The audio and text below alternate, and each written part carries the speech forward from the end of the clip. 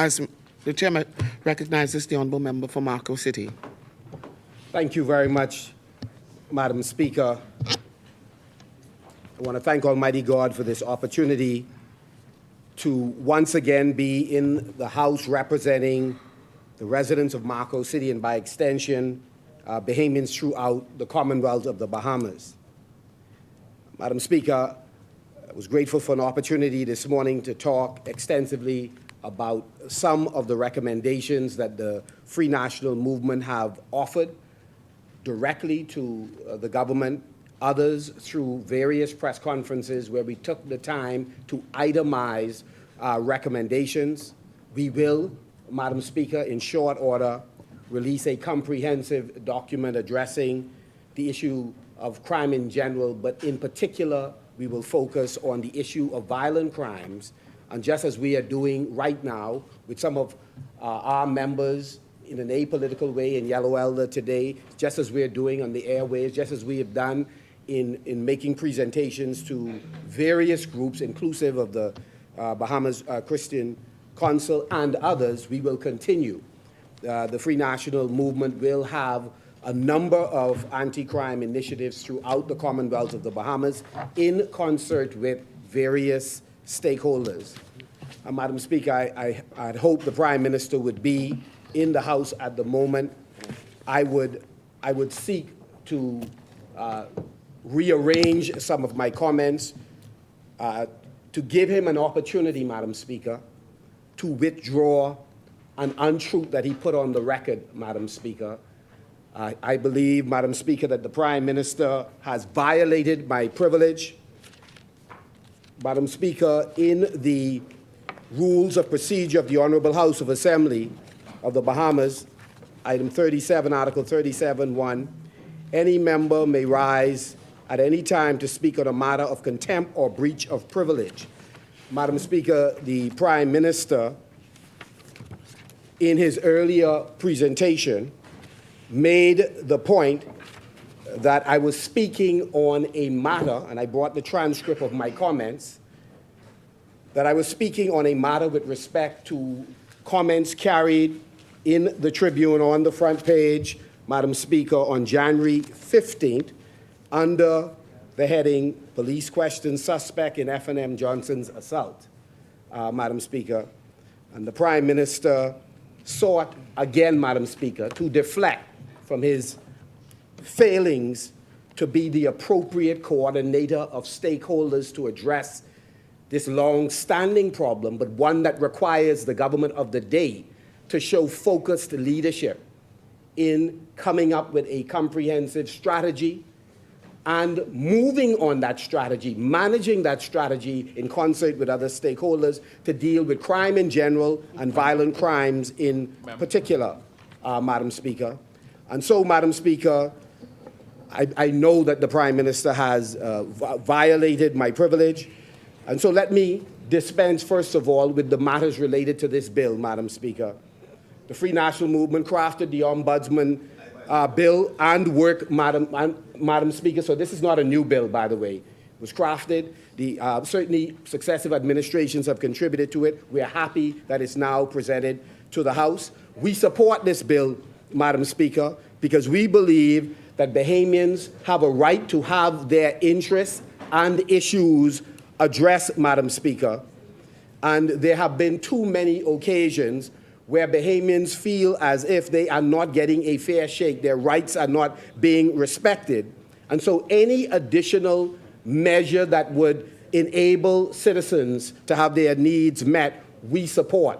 My colleagues have ably pointed out the sections of the bill that we have particular concerns over, Madam Speaker, and we have collectively agreed in that regard.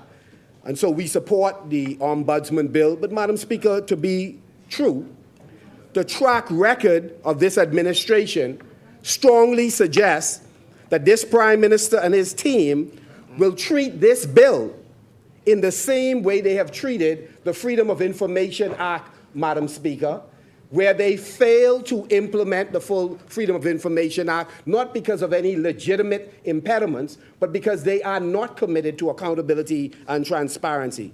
Madam Speaker, we are not confident that they are going to implement this fully and bring it into force, Madam Speaker, because we have a procurement bill that was passed under us, again a new version passed under this administration, and to date they are not committed, Madam Speaker, to fulfilling the requirements of the Procurement Act. They're not committed to accountability and transparency, nor are they to the Financial Management Act or the Road Traffic Act for that matter, Madam Speaker.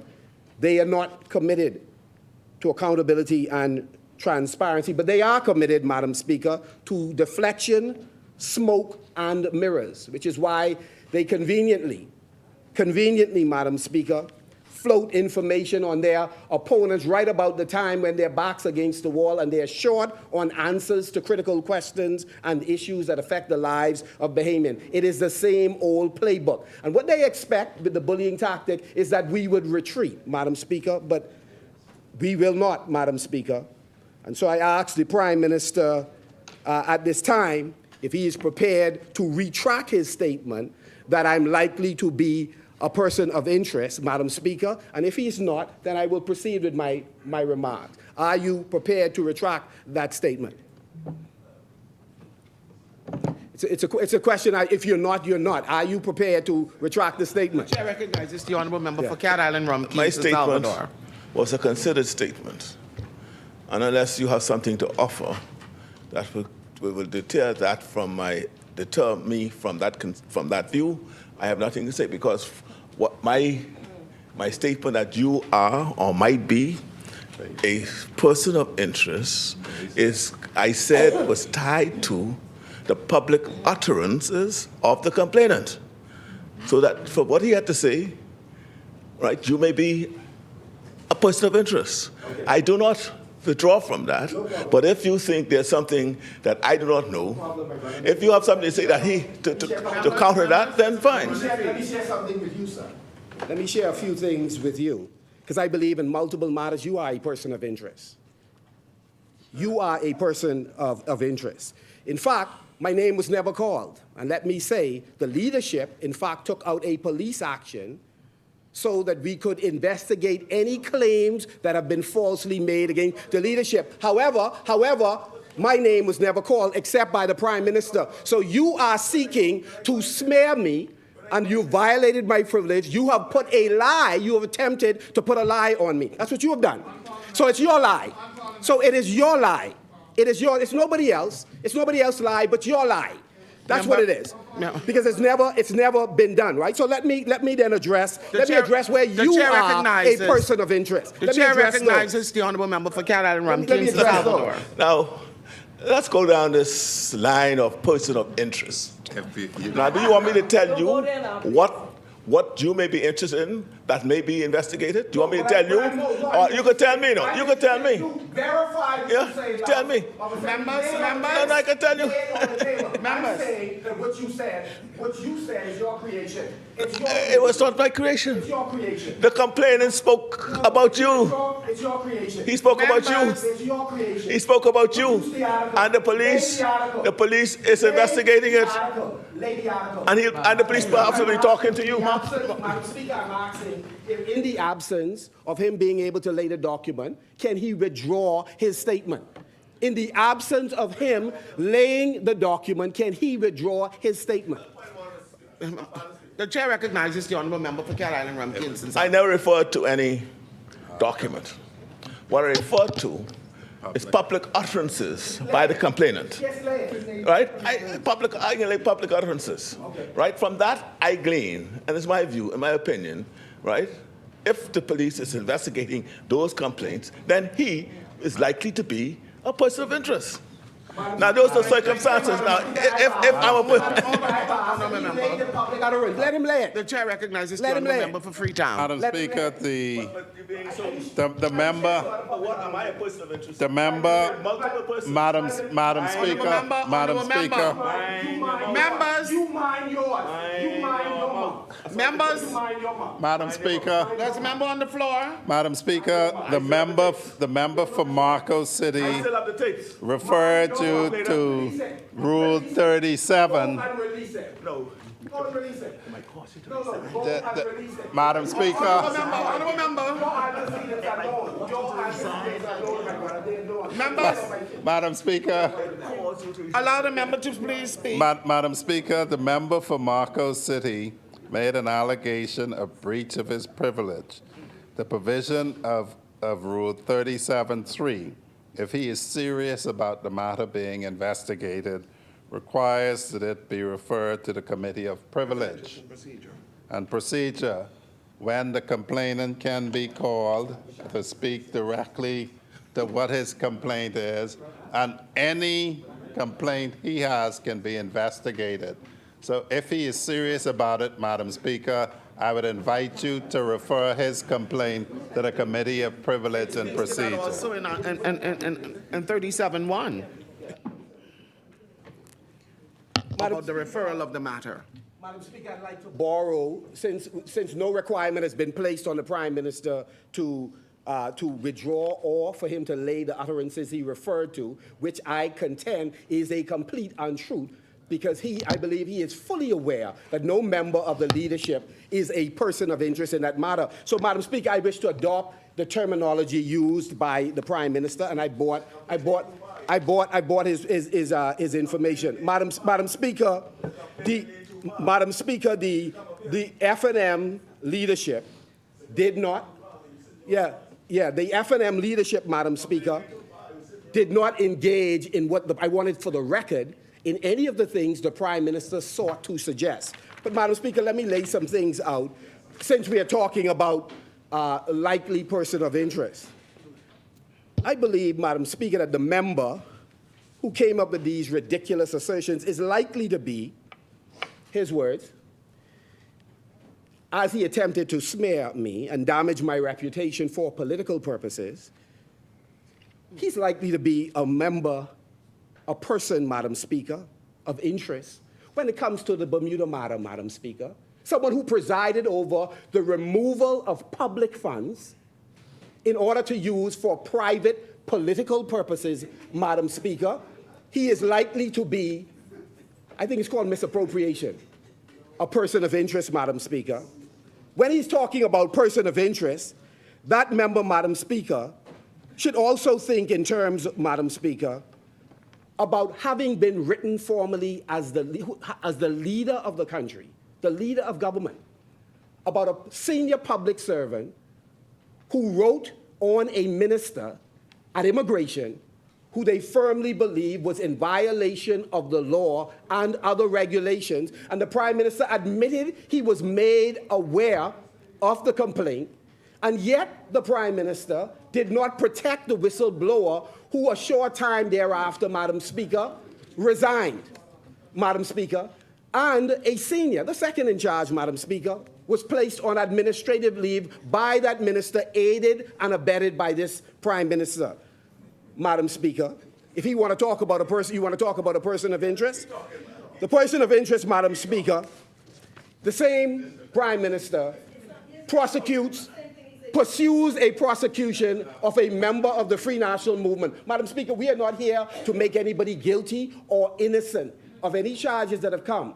But he has a Prime Minister who took that on as a personal assignment. I believe court transcripts indicated that essentially, Madam Speaker, a report, Madam Speaker, was turned over to the minister and the Prime Minister, and then charges resulted. But in the very same corporation, Madam Speaker, other matters arose that were similar to the matters that this member has pursued.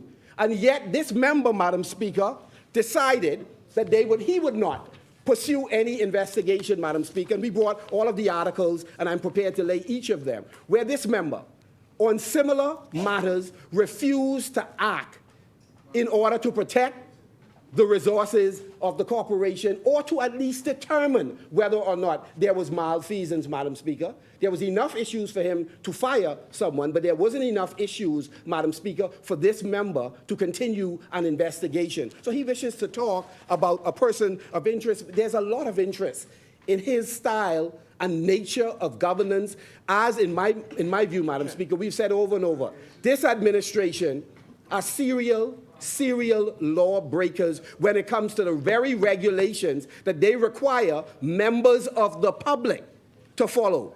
So there's one rule that they want the public to follow, but they themselves are not prepared to be governed by those rules, Madam Speaker. He's a likely person of interest.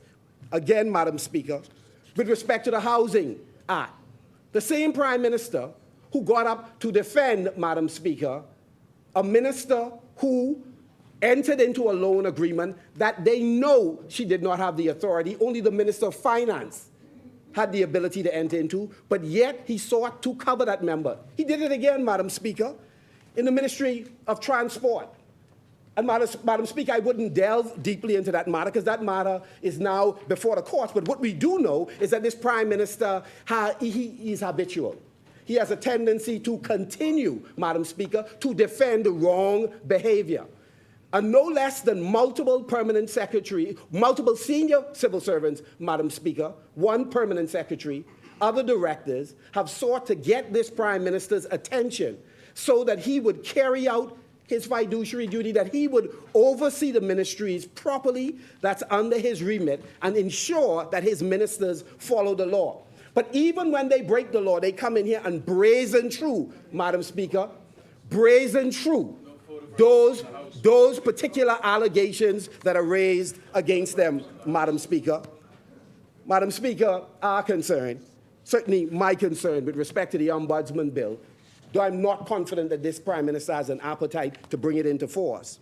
My concern, Madam Speaker, is that this Prime Minister would do whatever is required to ensure that somebody who is partial to him ends up as an appointee. And so we're happy that we have multiple persons who would weigh in on this issue.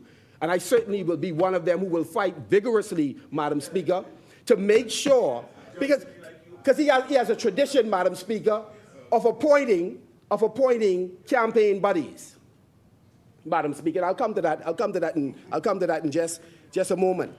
The Ombudsman bill requires someone who is impartial, who will not be, Madam Speaker, will not be under the influence or the thumb of a Prime Minister who loves to direct everything, Madam Speaker, every organ of government, Madam Speaker. He wishes to influence, Madam Speaker, what happens in the legislature. He wishes to influence, Madam Speaker, and thank God we have strong men and women who have resisted them in the past in the judiciary, Madam Speaker. Madam Speaker,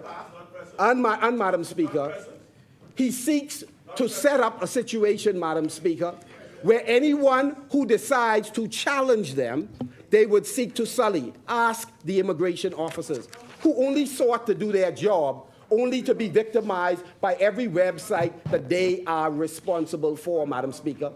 They're not committed to the The chair recognizes the provision. honourable member for Yamacraw.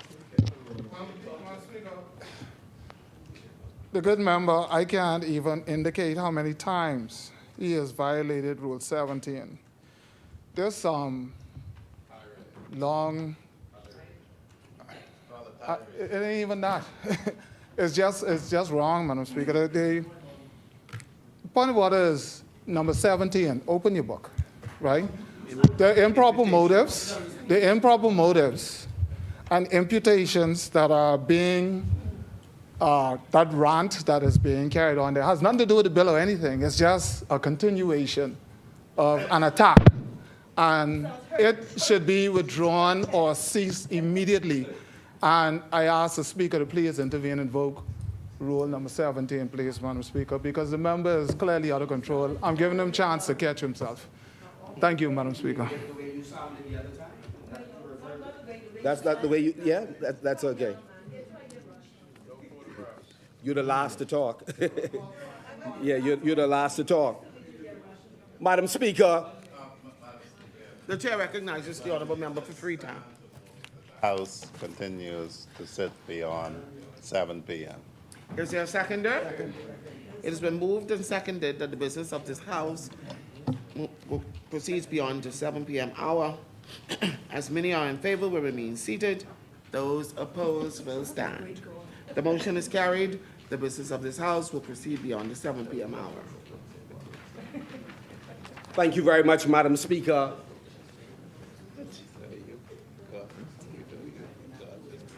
Madam Speaker, I made a statement earlier this morning, Madam Speaker, and it is a statement, Madam Speaker, that I will stand by. Under this administration, many members of this public believe that there are elements in the Royal Bahamas Police Force that have been weaponized, particularly against the political opponents of the Progressive Liberal Party. Madam Speaker, The chair recognizes the honourable member for Cat Island, Ramkins, and Salvador.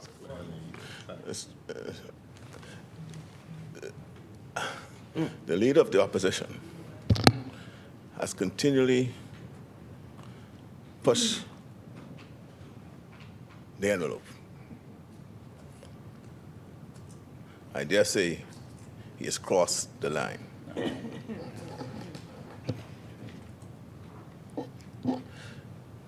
Do not judge me as you are. Yes. I am not Michael Pintard, Oh, okay.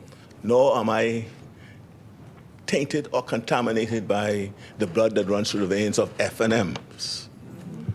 When you talk about weaponizing the police force, you sat in the cabinet that saw the executive remove senior police officers to enable them to weaponize the police force. Interfering with To- the Commissioner of Police. To what?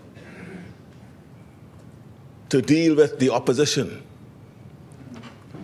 bringing bogus charges, which were in fact said to be bogus charges by the courts.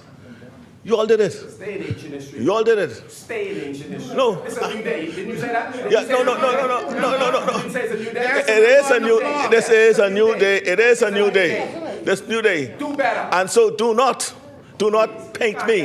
Do not paint me with the brush No problem. Go ahead. that you all are. Go ahead. I can finish my Right? point. Two of your ministers were judicially condemned for interference. Right? That's a fact, a finding of the court. Yours is nothing but a figment of your own imagination. Figment of your own imagination. Please stop insulting. Withdraw the nonsense. Insult- You put on the record. You insulting? want to withdraw it? No problem. I'll continue. Madam Speaker, the statement I made before the Prime Minister went into antiquity, ancient history, the government, the Last Free National Movement government, the Bahamian people made a determination. The new leadership, the new team, we're here. What we are litigating is your behavior. Oh, and we accept full responsibility, that's fine. But we got kicked out. You are in now, and you are not doing any better, my brother. Any better. In fact, I just read into the record a statement made by one of your members, that when they finished the report, which they didn't initiate, an audit that they didn't initiate, that particular audit and report went to the minister with responsibility for works and to the Prime Minister, and charges flowed out of it. You seem to have the power to say what will be investigated and not investigated, and that's rather strange for somebody who don't interfere in policing matters. However, the media covers your statements quite accurately. You seem to have that power and ability to influence these matters. And so when we say weaponize, we are saying that we expect law enforcement, who we support, have supported, will continue to support, but that will not silence us about actions that should not be taken, and it will not silence us for calling for actions that should be taken. And so what we are saying, there is an uneven way in terms of how investigations are being pursued. There is simply a tremendous amount of aggression when pursuing members on the opposite side. Madam Speaker, it isn't the same kind of due care and attention when an officer claimed to have been hit by a minister. There was conflicting statements by the CEO of the country and the CEO of the police force. Madam Speaker. So there doesn't seem to be equity in the manner in which the government deals with all of its citizens. That is the point that I'm making, Chair Madam recognizes Speaker. the honourable member for Cat Island, Rumkins and Salvador. I mean, you need to stabilize yourself. You're all over the place. Right? And a barrage of insults is not going to make you a barrage of insults, right? And Police where, insulted. where, They don't where, even seem to understand. where are the facts that I contradicted the Commissioner of Police in respect to any matter? Where did I contradict him? Right? In what fact? Right? Madam Speaker, the member, I know he's having his challenges. And you know, That's no excuse. I was feeling sort of somehow for him. But he's crossed the line, and I think I just leave him across that line, and he should stay there. Thank you, honourable member.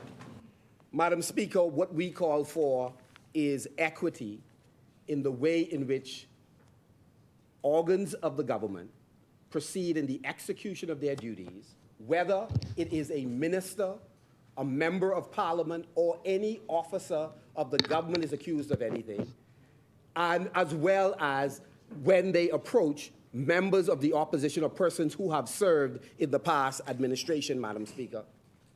And Madam Speaker, there are members of the public who clearly know that with this administration, there is one rule for them under the member for Cat Island, Rumkey, and San Salvador, and there is a different rule for others, Madam Speaker. Madam Speaker. By whom? Madam Speaker. Sorry? Ruled by whom? I'm sorry, You say there's a I don't different understand the rule? question. You say a different rule? I said there's one rule for the Progressive Liberal Party, and there's a different rule for others, particularly those in opposition, Madam Speaker. Madam Speaker, the Prime Minister, when referring to someone who was allegedly his campaign friend, who I certainly did not object to his appointment. I expressed my reservations to the Prime Minister. I wouldn't go into those details unless we must. And I indicated at the time of the appointment of the commissioner what the concerns were. But nevertheless, the Prime Minister wanted to make sure he had the various tools required, Madam Speaker, in order to fight crime. The opposition has consistently cooperated with this Prime Minister on things that we thought might be helpful in the long run to the development of this country. So for them to give the impression that we have not been cooperative, Madam Speaker, that we have not been measured for many months in our critique of their position or offering recommendation, it is patently false, Madam Speaker. And the Prime Minister then comes into the House seeking to castigate me and to, Madam Speaker, raise the point that I called the Commissioner of Police a liar.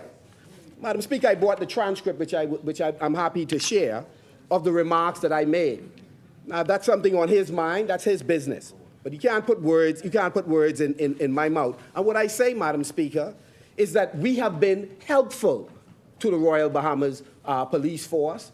And Madam Speaker, what we expect is that when there are scurrilous attacks on members of the opposition floating around the internet with the emblem of the police on it, we expect at a minimum for the police to ask for a cease and desist of those kinds of scurrilous attacks moving throughout the internet with the images of various members of the Free National Movement, Madam Speaker.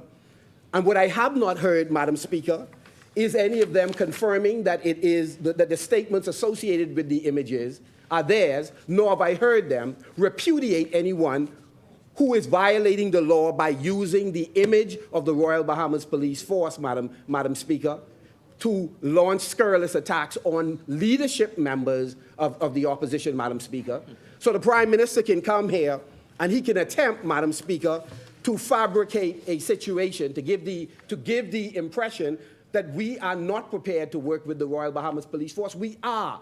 We've said over and over how we appreciate the sacrifice, but Madam Speaker, it would be a dereliction of duty not to raise concerns about those things that are not right in the way duties are being discharged, or a failure to act when we believe there's a need for them to act. The public has to believe that all of us have a fair chance. And when a prime minister gets up in the House of Assembly and talk about likely to be a person of interest, Madam Speaker, that is scurrilous. Right. Madam Speaker, nothing I have said goes beyond the pale of that. And he's not qualified, Madam Speaker, to do that, not him. Not him, Madam Speaker. I would have to live a lot more years to reach his antecedents. I would have to live a lot more years to hear the public utterances that he has experienced, Madam Speaker. I'd have to live a lot more years. Madam Speaker,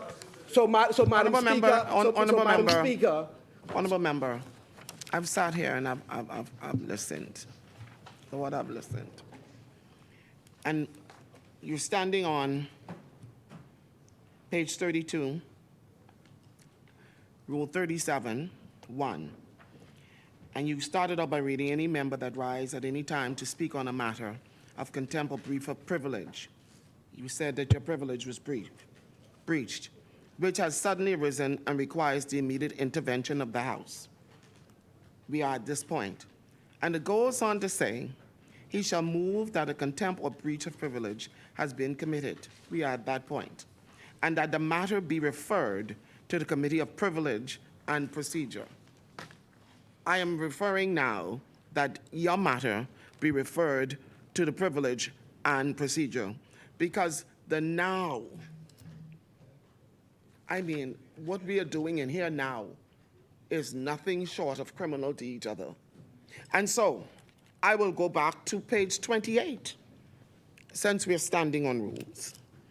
And it says, and it gives me imputations of improper motives and personal reflection on members, which was done by both entities, shall be dealt with by the chair under the rules relating to order in the House and in committee. I am bringing order to this House. And I'm also standing on Rule 16, which says a member shall not use offensive, abusive, or insulting words about either House of Parliament or any member thereof. I'm standing on that rule. And I'm also standing on Rule 18, which says, when an offensive, abusive, or insulting words are used by a member of the House or in committee, they shall be expunged from the record of the proceedings on the order of the Speaker or Chairman. I am standing on that rule. I cannot allow this back and forth. We're talking about crime. This is criminal. We're supposed to be talking about Ombudsman, but we are calling each other criminals. There are young people watching. The world is watching us call each other criminals in this place. Well, I've listened, and I am now standing on my rules. I know my rules, and I'm listening to you go back and forth, and I will not allow it. And I'm asking those words, all of those accusations, because we will now refer them by my privilege to the Committee of Privilege to make a decision on this end, and will refer back to this House, and that they will determine who gives an apology or not. So I cannot allow this charade to go on any further. Now, if we're going to debate, let's debate. But let's stop and let's cease and desist what I see going on in here. Because if that is the case, then let's bring up the cuffs and lead everybody out, because I see some criminal acts that was sent that's being accused here. Don't do that. We were elected by people that are depending on us. And let me tell you, I was on the ground last night, and let me tell you something. The one thing people did not say to me, really, although it is a big factor in this country, was crime. I have people who said to me, Madam Speaker, I cannot feed my family. My light off. I can't pay my rent. I can't do so many things. I am sick, I can't buy medication. But yes, crime is an issue.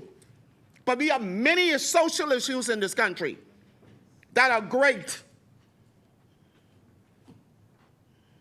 And I'm sure all of us have. Listen, I am a victim of crime. My father was shot in his business place.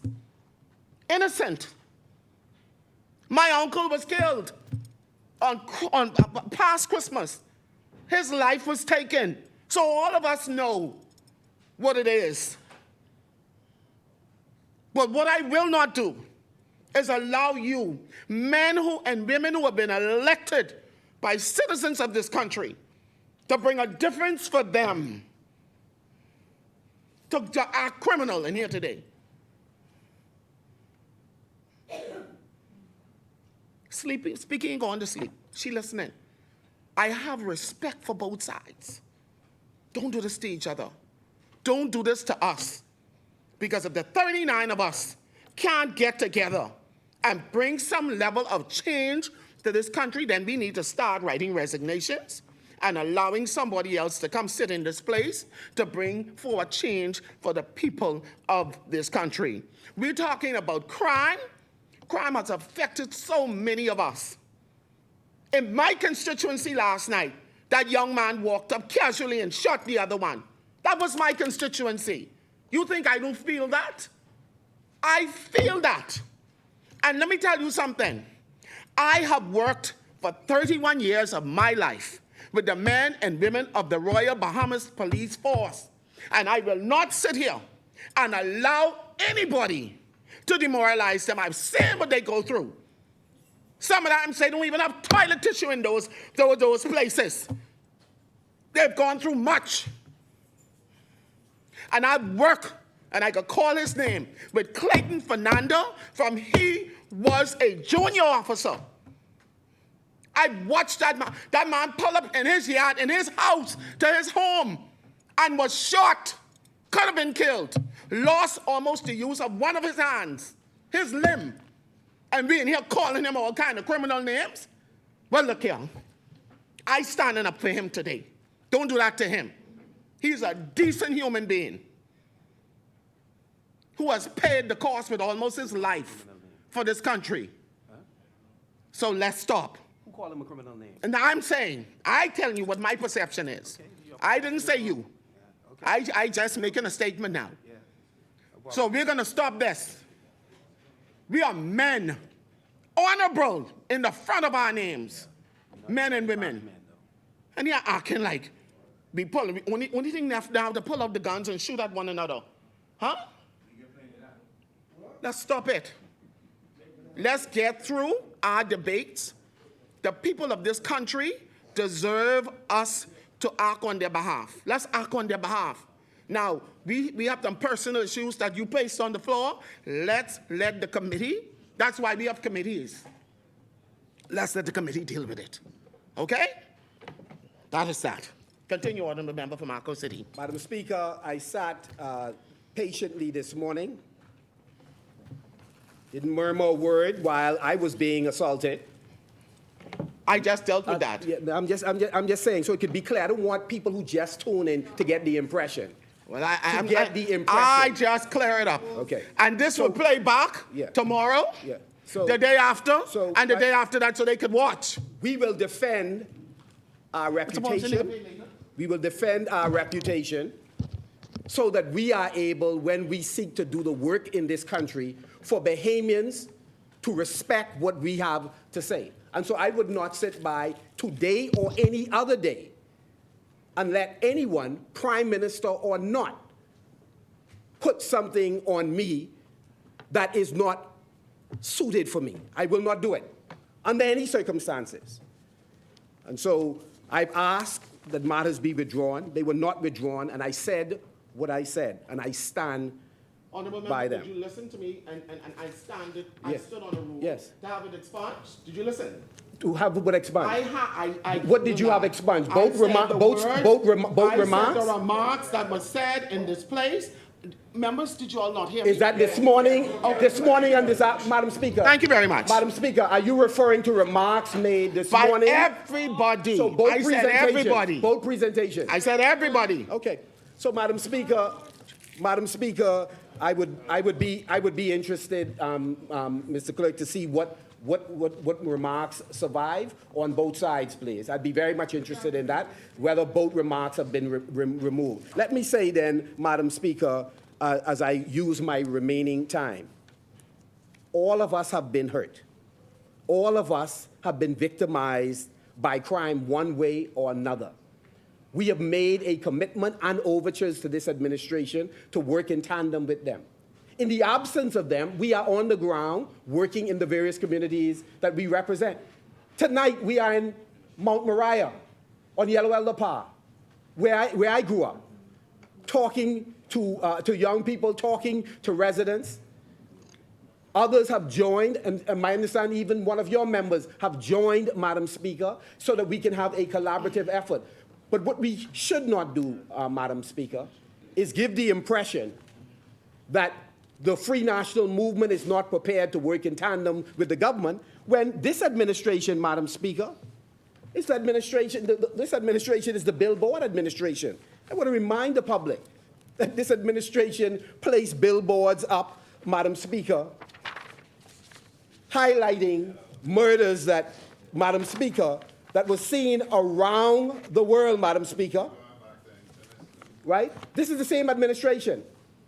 It's the same prime minister who said when we accuse them of sullying the reputation of the country, this is the same prime minister who say, you know, he's pretty much telling the truth. Do you want us to hide the truth, or should we face it and address it? So when we challenge him now to face this monumental assignment given to him and to be focused long enough to address it in an effective way, all of a sudden we are not committed to bipartisan cooperation. You can't have it both ways. He's no more special than anybody else. What's good for the goose is good for the gander. But the truth is, we didn't put up any billboards. We've not behaved in that disgusting way, putting those signs up. I heard a comment made about how many murders was during one of the past PLP administrations, but I looked at an article here that talked about 600 that was held under, I believe, that period that the member was in fact referring to, Madam Speaker. And I'm prepared to lay the article from the Tribune with respect to that particular reference, Madam Speaker. And so again, Madam Speaker, whether under us or under the Progressive Liberal Party, far too many Bahamians have died, and we have to find a way to construct a common strategy that we are prepared to work on. But not in the midst of constructing that strategy, you seek to sully and damage someone else and then expect them to tuck their tail between their legs and come and say, yes, now let's work together. No, it does not work that way, Madam Speaker. If we are serious about constructive engagement, then let's engage. But if you wish to spew allegations that I believe you know not to be correct, then, Madam Speaker, as I did, I'm prepared to respond, Madam Speaker. Madam Speaker, I wish to lay the article where the F&M blasts claims of PLP winning against crime. Madam Speaker, I then wish to lay the Tribune article, 600 murders under the PLP. Madam Speaker, if these things don't settle the fact that all of us have some challenges grappling with this issue and we should find new creative ways with other partners, then nothing else will. But I think for the record, since some members like to get amnesia about what happened on their watch as well, I wish to lay these, Madam Speaker, these articles for everybody to look at, Madam Speaker. I close, Madam Speaker, by simply saying this. We have already offered the government to work with them. We're going to continue to work directly with the Bahamian people, Madam Speaker. Continue to hold meetings within various constituencies. Work with faith-based organizations, Madam Speaker. Continue as we are right now, going to multiple schools and speaking to students that they could choose a different pathway, Madam Speaker. Students aren't slow. They know, they understand what is happening in the House of Assembly, and they'll decide in a few years what they believe. But we go into schools, Madam Speaker. We're working diligently, Madam Speaker, to help address this issue on the preventative side, Madam Speaker. We did a walkabout, Madam Speaker, in Yellow Elder. People have shared information that they have passed on to a variety of persons who should be in a position to arrest some issues, to deal with some issues. And for years, they have submitted the information, Madam Speaker, and there have been multiple bodies that fell because some of the very people they have identified have never, ever faced justice, Madam Speaker. Yes, that is a collective responsibility. The community has a role to play, not to invite heat to their premises, not to contribute to cloaking relatives, but the gatekeepers also have a responsibility, Madam Speaker, to be responsive to what our young people say. And I'm not talking about law enforcement. I said before, policy makers also know. We love to say, when somebody dies, they are known by the police. Well, they're also known by policy makers. A number of them, a number of persons who have perished, unfortunately, Madam Speaker, are holders of contracts. They are known to members of Parliament, Madam Speaker. They are known. So I'm saying, Madam Speaker, under all administrations, lay all them documents, under all administrations, Madam Speaker, we know persons who are engaged in the informal sector, and we have a responsibility, Madam Speaker, to come together and strategize on how to pull them from the informal sector into legitimacy so that, Madam Speaker, they can straighten up their life and do the correct thing. Madam Speaker, that's what we ought to do, Madam Speaker. And so the Free National Movement, we support the Ombudsman bill, but we also support the rights, Madam Speaker, to put on the public record the fact that this government has an opportunity for genuine collaboration, have decided they are not about that business. What they're about is deflecting, about smoke and mirrors, labeling and pursuing the opposition versus applying the law of this country equally among Bahamians from every walks of life and every political color, Madam Speaker. With those words, Marco City rests. Thank you, Honourable Member.